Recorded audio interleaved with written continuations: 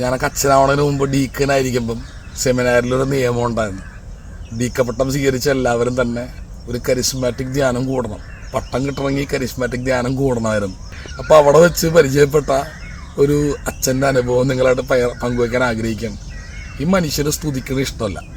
Charismatic പ്രാർത്ഥന അവിടെ നിർബന്ധിച്ച് വിട്ടതുകൊണ്ട് മാത്രം, പട്ടം കിട്ടാനായിട്ട് ഇത് നിർബന്ധമാണെന്ന് പറഞ്ഞുകൊണ്ട് മാത്രമാണ് ധ്യാനിക്കാൻ വന്നത്, അല്ലെങ്കിൽ വരില്ലായിരുന്നു. അപ്പോൾ ഇദ്ദേഹം അവിടെ ധ്യാനിക്കാനും പ്രാർത്ഥിക്കാനൊക്കെ വന്നിട്ട് സ്തുതിക്കില്ല, കൈവെക്കില്ല, ആരാധിക്കില്ല, പ്രാർത്ഥിക്കില്ല. ഇതൊക്കെ ബൈബിളിലുള്ളതാണ്. സോളമൻ കൈകൾ ഉയർത്തി പ്രാർത്ഥിക്കുന്നു, നൃത്തം ചെയ്ത് ദാവീദ്, ഇതൊക്കെ ബൈബിളിലുള്ള പ്രാർത്ഥനയാണ്. പക്ഷേ ഇദ്ദേഹം പറയുന്നത് സൈക്കോളജിക്കൽ മാനിപ്പുലേഷൻസ്, മനഃശാസ്ത്രപരമായി ആൾക്കാരെ പറ്റിക്കുന്ന രീതിയാണെന്നൊക്കെയാണ് ഇദ്ദേഹം പറയുന്നത്. ഇതിൽ രസമെന്ന് വെച്ചാൽ ഇദ്ദേഹം കൗൺസിലിങ്ങിന് പോയത് അവിടെ ഏറ്റവും ഗിഫ്റ്റഡ് ആയിട്ടുള്ള സിസ്റ്ററിൻ്റെ അടുത്താണ്. ചെന്ന് കയറിയ ഉടനെയാണ് സിസ്റ്റർ ചോദിച്ചത്, അയ്യോ ഡീക്കന് സ്തുതിക്കാനൊന്നും ഇഷ്ടമല്ല അല്ലേ? വട്ട് സൈക്കോളജിക്കൽ മാനിപ്പുലേഷൻ, എന്തിനാണ് സിസ്റ്ററെ? സിസ്റ്റർ പറഞ്ഞു, അച്ഛൻ അങ്ങനെയല്ല, പരിശുദ്ധാത്മാവെന്ന് പറഞ്ഞവർ സ്തുതിക്കും. ഒന്ന് പോ സിസ്റ്ററെ. സിസ്റ്റർ പറഞ്ഞു, അച്ഛന് കാര്യം ചെയ്യും, ഒന്ന് കണ്ണടച്ച് ഈശോ ഈശോ ഈശോ ഒന്ന് വെറുതെ ഒന്ന് പെറുപിറുക്കാവോ എന്ന് പറഞ്ഞു. അപ്പോൾ ഈ അച്ഛൻ കണ്ണടച്ച് പെറുപിറുത്തത് മാത്രം ഓർമ്മയുള്ളൂ. കുറച്ച് കഴിയുമ്പോൾ കണ്ണു തുറന്നു അച്ഛാ എന്ന് പറയുന്നതായിട്ട് കണ്ണു തുറന്ന് നോക്കുമ്പം ഈ സിസ്റ്ററിന് പുറംതിരിഞ്ഞ് നിൽക്കുകയാണ് ഈ അച്ഛൻ. ഞാനെങ്ങനെ ആയത്? അപ്പോൾ സിസ്റ്റർ ചോദിച്ചു, അച്ഛൻ എപ്പോഴാണ് കൗൺസിലിങ്ങിന് വന്നത്? ഇന്ന സമയത്ത്. ഇപ്പം എത്ര മണിയായി? അയ്യോ അരമണിക്കൂറാ, ഞാനൊന്നും പറഞ്ഞില്ലല്ലോ. അച്ഛൻ അരമണിക്കൂർ അച്ഛൻ എന്ത് ചെയ്യായിരുന്നു വിചാരിച്ചത്? എന്ത് ചെയ്യായിരുന്നു?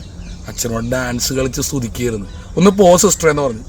ഇവിടെ ക്യാമറയുണ്ട് അച്ഛാ, ഇത് അച്ഛൻ്റെ കൂട്ടുകാരവിടെ ക്യൂ നിൽക്കണം, ഒന്ന് പോയി ചോദിക്കും. ഈ അച്ഛൻ അങ്ങോട്ട് പോണേക്കുമ്പോൾ കൂട്ടുകാർ ഇങ്ങോട്ട് ഓടി വന്നിട്ട് പറയാണ്, എന്നോട് ഡാൻസായിരുന്നു പോവേ, അത് ഒരു പാട്ട് പോലും ഇല്ലാതെ. അപ്പം ഈ അച്ഛന് മനസ്സിലായ ഒരു കാര്യമുണ്ട്, സ്തുതി എന്ന് പറയണത് ആത്മാവെന്ന് പറഞ്ഞവനാ. അങ്ങനത്തെ ഉള്ള ഒരു സ്തുതിക്കുമ്പോൾ സമയം പോണത് അറിയത്തു പോലും ഇല്ല. പിന്നെ അദ്ദേഹം പറയാണ്, പിന്നത്തെ ആരാധനയ്ക്കൊക്കെ നിൽക്കുമ്പം ആഗ്രഹിച്ചാൽ യേശു എന്ന് പറയുന്നത് മാത്രമേ ഓർമ്മയുള്ളൂ. പിന്നെ സ്തുതിയിലേക്ക് അങ്ങ് കയറുകയാണ്. ഇന്ന് അദ്ദേഹത്തിനൊരു ഗിഫ്റ്റ് ഉണ്ട്. ആരെങ്കിലും മുമ്പിൽ വന്നു കഴിഞ്ഞാൽ ഈ വന്ന ആൾക്കാരെ നെറ്റിത്ത് അവരുടെ ജീവിതവുമായി ബന്ധപ്പെട്ട കാര്യങ്ങൾ എഴുതി കാണിക്കും. ഈ അച്ഛനിത് വായിച്ചിട്ടാണ് കൗൺസിലിംഗ് കൊടുക്കുന്ന അച്ഛൻ എന്നോട് പറഞ്ഞത്. പ്രിയമുള്ളവരെ, ഈ സ്തുതിപ്പെന്നൊക്കെ പറയണത് ആത്മാവുള്ളവൻ്റെ പ്രത്യേകതയാണ്.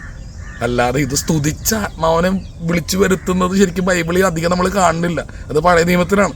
പന്തക്കുസ്തായിൽ ആത്മാവ് വരുന്നതിന് മുമ്പല്ല മത്ത് പിടിച്ച പോലെ അവർ സ്തുതിച്ചത്. ആത്മാവ് വന്ന് കഴിഞ്ഞിട്ടാണ് സ്തുതിച്ചത്.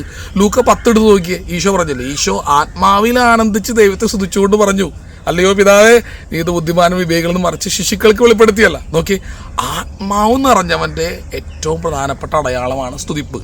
അതുകൊണ്ട് സ്തുതിക്കുന്ന നാളാവണം ഇന്നത്തെ നമ്മുടെ ദിവസം. മാക്സിമം സ്തുതിക്കുക.